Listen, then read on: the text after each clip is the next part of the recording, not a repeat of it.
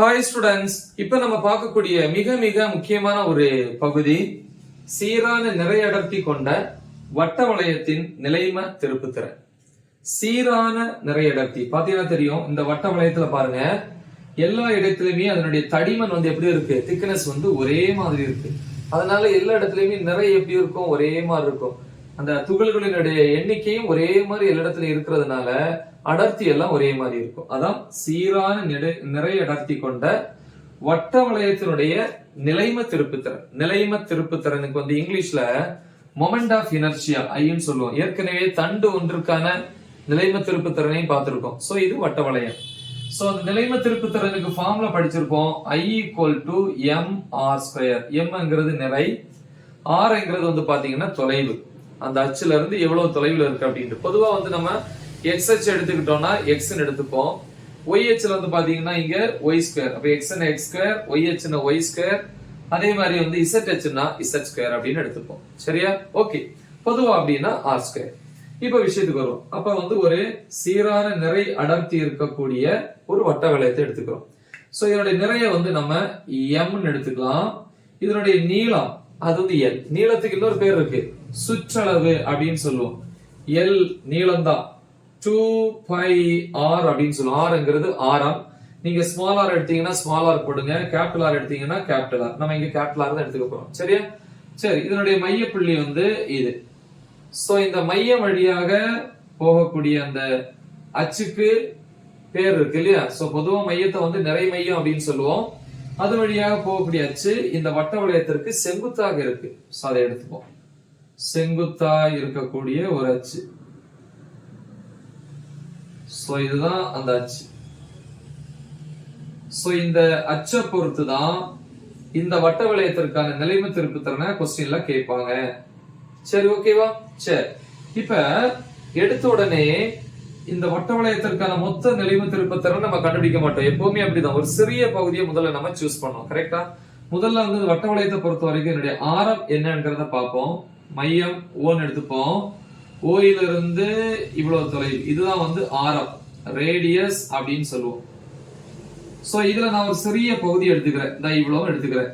இந்த சிறிய பகுதி மொத்த நிறை m இல்லையா? அப்ப சிறிய பகுதியினுடைய நிறை பாத்தீங்கன்னா dm. சிறிய பகுதி dm, டிஃபரண்ட் மாஸ் அப்படின்னு சொல்லுவோம், dm. அதே மாதிரி இந்த சிறிய பகுதியினுடைய அளவு எவ்வளவு தூரம், எவ்வளவு அகலமா இருக்கு அப்படிங்கறது பாத்தீங்கன்னா dx ன்னு வச்சுக்கிறோம். x அச்சுல இருக்கறனால dx. ஏன்னா இதுக்கு முன்னாடி தண்டு ஒன்றுக்கான நிலைம திருப்புத்திறன்லயே அந்த சிறிய பகுதியினுடைய அளவை dx ன்னு தான் வச்சிருப்போம். அதே மாதிரி அதனுடைய நிறைய dm ன்னு வச்சுப்போம். ஓகேவா? சோ இனி கண்டுபிடிச்சுக்கலாமா? ஓகே. இந்த வட்ட வளையத்துல சிறிய பகுதிக்கான நிலைம திருப்புத்திறனை பார்ப்போம் இல்லையா? எழுதலாம். வட்ட வளையம். ஓகேவா? வட்ட வளையத்தில் எது dx பகுதி, சின்ன பகுதினா dx தானே அதனுடைய பகுதி. வளையத்தில் dx பகுதிக்கான நிலைம திருப்புத்திறன். நிலைம திருப்புத்திறன். சரியா? இப்ப பாருங்க, மொத்த நிறை அப்படின்னா m, மொத்த நீளம்னாலும் L. Lங்கிறது ஒரு தண்டை வளைக்கும் போதுதான் இப்படி வருது. அதனால நீளம்னாலும் சுற்றளவுனாலும் ஒண்ணுதான். கரெக்டா? அதனுடைய நிலைம திருப்புத்திறன் I. ஓகே, இதெல்லாம் ஒரே மாதிரி. ஆனா அதே நேரத்துல சிறிய பகுதினா அந்த பகுதியினுடைய அளவு dx, நிறை dm. அப்ப நிலைம திருப்புத்திறன் எப்படி போடணும்? di தான் போடணும். சொல்லுங்க, di = என்ன வரும் அப்படின்னு பாத்தீங்கன்னா ஃபர்ஸ்ட் இங்க நிறை போட்டுக்கணும். நிறை சிறிய பகுதி, அதனால dm. அப்புறம் rங்கிறது தொலைவு. எவ்வளவு தொலைவில் இந்த பகுதி இருக்கு? மையத்துல இருந்து r தொலைவில் இருக்கு. தொலைவு மாறாது இல்லையா? இது மாறலி தானே? ஏன்னா இந்த வட்ட வளையத்தினுடைய அளவு மாறாத வரைக்கும் இந்த ஆரமும் மாறாது. சோ r ஃபார்முலா ஸ்கொயர் இருக்கு. So r² 1.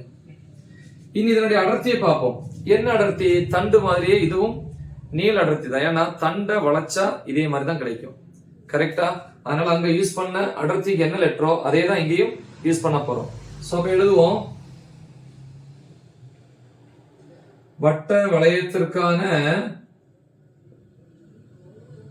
அடர்த்தி, நீள் அடர்த்தி சரியா? இதுக்கும் வந்து நம்ம அகலம் உயரத்துக்கு வந்து இம்பார்ட்டன்ஸ் கொடுக்க வேண்டாம். ஏன்னா ஒரு தண்டை வந்து வளைக்கும் போது எப்படி கிடைக்கும்? தண்டு அதுக்கு நீளம் மட்டும்தான் எடுத்துப்போம், அதே தானே வளைக்கிறீங்க, சரியா? அதனால அதே மாதிரி தான் யூஸ் பண்ணிக்க போறோம். சோ அடர்த்தி லெட்டர் லாம்டா ஈக்குவல் டு அடர்த்தி என்னது? நிறை பை கன அளவுன்னு சொல்லுவோம், அல்லது பருமன் சொல்லுவோம். கன அளவுனா நீளம் பெருக்கல் அகலம் பெருக்கல் உயரம். அகலம் உயரம் நம்ம இங்க எடுக்க மாட்டோம், ஏன்னா தண்டுனாலே நீளம், அதை வளைக்கும் போது அதுக்கு நீளம் மட்டும்தான் இருக்கும், கரெக்டா? ஏன்னா தண்டு தான் வட்ட வளையம், சரியா? எஸ். அப்ப லாம்டா ஈக்குவல் டு நிறை மொத்தம் அப்படின்னா நிறை எம் பை நீளம்னா எல். எல்லுனா சுற்றளவு 2πr அப்படின்னு எழுதலாம். இது சமன்பாடு 2. இது மொத்தத்திற்கான, இது நமக்கு அந்த சிறிய பகுதிக்கானது வேணும், அப்படிதானே? எஸ். சோ எழுதலாம் சிறிய பகுதிக்கான அடர்த்தி. சிறிய பகுதிக்கான அடர்த்தி அப்படின்னு வரும்போது லாம்டா ஈக்குவல் டு அதேதான் மொத்தம் அப்படின்னா கேபிட்டல் எம், சிறிய பகுதினா dm பை மொத்த நீளம் அப்படின்னு வரும்போது 2πr, சிறிய பகுதின்னு வரும்போது dx, கரெக்டா? சோ இத சமன்பாடு வேணா 3ன்னு வச்சுக்கலாம், இல்ல இதை இன்னொரு சிம்பிளிஃபை பண்ணுவோம், ஏன்னா நமக்கு dm தானே வேணும்.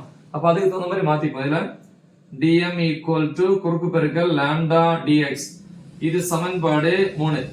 இப்ப இந்த இரண்டாவது சமன்பாடு லாம்டா இருக்குல்ல, இதை கொண்டு போய் இதுல பிரதியிட போறேன், கரெக்டா? அப்ப 2ல இருந்து சமன்பாடு 2ல இருந்து என்னது?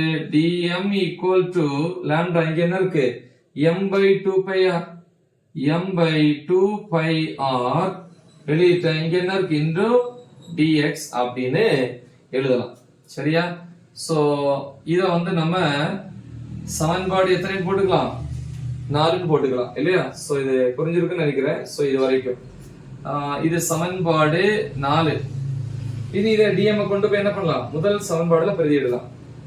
1ல் பிரதியிட அப்ப என்ன கிடைக்கும்? சிறிய பகுதிக்கான நிலைம திருப்புத்திறன் தானே கண்டுபிடிக்கிறோம். அதான் di equal to dm. dm இதா இருக்கு, m by 2πr into dx இருக்கு, இன்டு இங்க என்ன இருக்கு? r ஸ்கொயர் இருக்கு. dx லாஸ்ட்ல வச்சுட்டு r ஸ்கொயரை முன்னாடி வச்சுப்போம், r ஸ்கொயர் dx லாஸ்ட்ல இருக்கட்டும். இப்போ r கேன்சல் பண்ணிக்கலாம், சரியா? மீதி என்ன இருக்குன்னு பார்ப்போம். r என்கிறது மாறல, ஏன்னா மாறாது, ஆரம் வந்து மாறாது எப்பவுமே. அப்ப அதெல்லாம் வெளியே எடுத்துக்கலாம், வேணா தனியா வச்சுக்கலாம். அப்ப di equal to m r by இங்க கீழே r கிடையாது இல்லையா, மேல மட்டும் தான் r இருந்துச்சு, by 2π into dx. இது சிறிய பகுதிக்கானது. இனி வட்ட வளையம் முழுமைக்கு நம்ம கண்டுபிடிக்கணும் இல்லையா?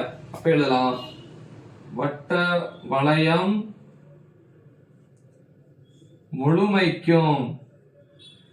முழுமைக்கும் என்னது? நிலைம திருப்பு திறன். நிலைம திருப்பு திறன் சிறிய பகுதினா di, வட்ட முழுமைக்கும்னா i. எப்படி i கிடைக்கும்? இதை இன்டகிரேட் பண்ண தொகைக்கெழுன்னு சொல்லி, அப்ப இன்டகிரல் di i கிடைச்சிச்சு. அதே மாதிரி அந்த பக்கம் பண்ணல, ஒரே மாதிரி தான் யூஸ் பண்ணணும். இப்ப இந்த பக்கம் பண்ணும்போது மாறிலியெல்லாம் வெளியே எடுத்துருவோம். mr by 2π உள்ள இருக்கிறது மட்டும் இன்டகிரல் dx. ஏன்னா அது மட்டும் தான் மாறும். இந்த பகுதியை நம்ம எப்படி வேணாலும் எடுத்துக்கலாம், சின்னதா எடுத்துக்கலாம், பெருசா எடுத்துக்கலாம், ஓகேவா? சரி, அடுத்த ஸ்டெப். சோ சிம்பிள் தான் முடிச்சிட்டோம் ஓரளவு. சரி, என்னது? லிமிட்ஸ் போடணும்ல, எங்க இருந்து எங்க வரைக்கும் ஆட் பண்ணணும்? எங்க இருந்து? இந்த வட்ட வளையம் தொடங்குறதுக்கு முன்னாடி 0ல இருந்து ஒரு சுற்று முடியும் போது லென்த் நீளம் எவ்வளவு? 2πr, கரெக்டா? அப்ப எழுதலாம் என்னது? 0ல இருந்து 2πr அதான் நீளம் வரைக்கும் நிலைம திருப்புத்திறன் i equal to mr by 2π. Integral போடும்போது லிமிட்ஸ் போடணும். இன்டகிரல்னாலே s சம்மேஷன் அடிஷன் அர்த்தம். எங்க இருந்து எங்க வரைக்கும்? தொடக்கம் 0ல இருந்து சுத்து முடியும் போது 2πr வரைக்கும். அப்ப 0ல இருந்து 2πr வரைக்கும் இங்க என்ன இருக்கு? dx. எல்லாருமே தெரியும் இன்டகிரல் dx என்னது? x. இன்டகிரல் dy என்னது? y. இன்டகிரல் dt என்னது? t. இன்டகிரேஷன்னாலே தொகைக்கெழு. அப்ப dx ஓட தொகைக்கெழு வந்து x. i equal to mr by 2π into x. So இது பண்ணதுக்கு அப்புறம் இந்த சிம்பிள் போடக்கூடாது. அதே மாதிரி இந்த லிமிட்ஸ் வந்து ரைட் சைடு போகும் 0 to 2 pi r. Next step I equal to mr by 2 pi. Limits எப்படி அப்ளை பண்ணணும்? Appar minus lower. முதல்ல x க்கு அப்பர் லிமிட் மேல இருக்கிறது போட்டுக்கணும். x க்கு 2 pi r போட்டா 2 pi r மைனஸ் 0 போட்டா 0. இது லோயர்.